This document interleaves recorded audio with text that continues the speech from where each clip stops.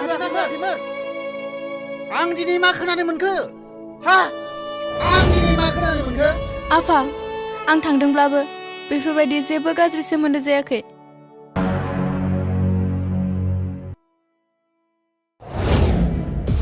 आयै बे बुहुमावबो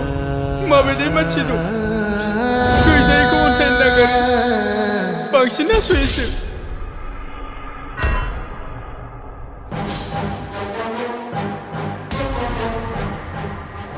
नाथाय सानसे समाव नों फैफिनोब्ला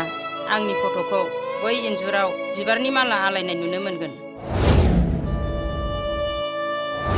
हे आनान गसाइ आंनि न'खरखौ नाहरफिनदो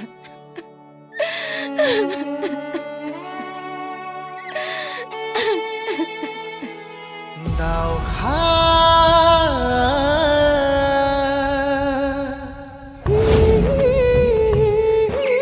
ला ला ला ला ला ला ला ला ला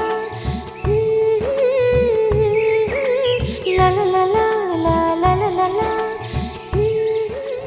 आज हाला सारी सारी सोमखोर मिथिंगा साखि थागोन जोंनि गोथार अनलायनाया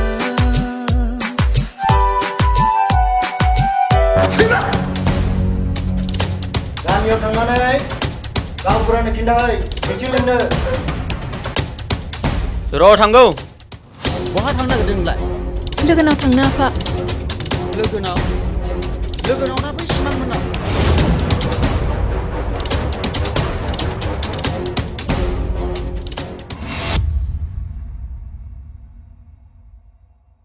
सिमां फिसा नों मानो बेफोरबायदि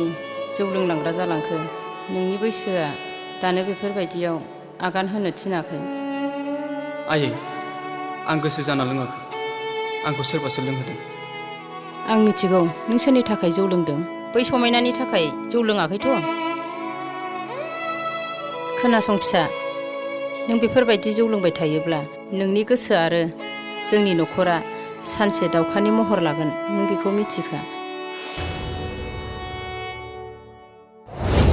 सिमां जों सानैजों गावस्रालायनांसिगोन नङाबा आइ आफाखौ दुखु होनाय जागोन समायना नाथाय नैबे सिमांनि गोसोआ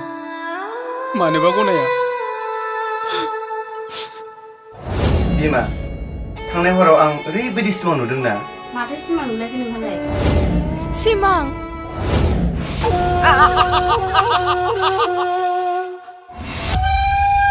बबाखौ हारसिङै थिनहर नोंसोर रावबो दाथांफा साला सैमा नोंखौ जौ फाग्ला जाथों होननानै टाउनाव लेखा फोरोंनो थिनदों नों दिनैनो दानो बे न'निफ्राय ओंखारलांदो मा बबे जायगायाव ओइ अबाव थांदोंसोलाय हामा नङा फिसा बेफोरबायदि खामानि मावनो